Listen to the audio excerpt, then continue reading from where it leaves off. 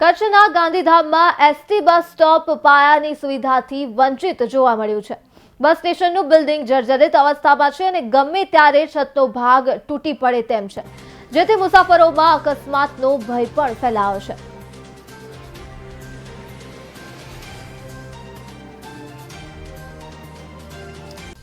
પીવાના પાણી, શૌચાલય જેવી પણ વ્યવસ્થા નથી। ગાંધીધામ એસટી બસ સ્ટોપ પાયાની સુવિધાથી વંચિત રહ્યું છે।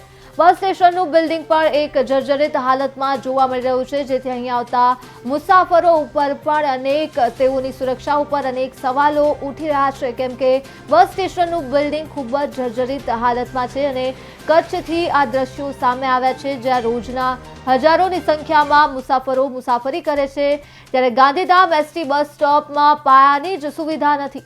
બસ સ્ટેશનમાં શૌચાલય જેવી પાયાની સુવિધા નથી, ઉપરાંત પીવાના પાણીની પણ સુવિધા કરવામાં નથી આવી, જેથી બિલ્ડિંગ જર્જરિત હાલતમાં છે, જેથી મુસાફરોમાં પણ અકસ્માતનો ભય જોવા મળી રહ્યો છે।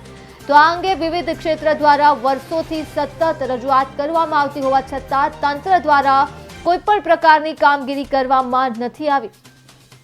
બસ સ્ટેશનમાં પીવાના પાણી, શૌચાલય જેવી વ્યવસ્થા નથી, જેના કારણે મુસાફરોને હાલાકી વેઠવી પડે છે।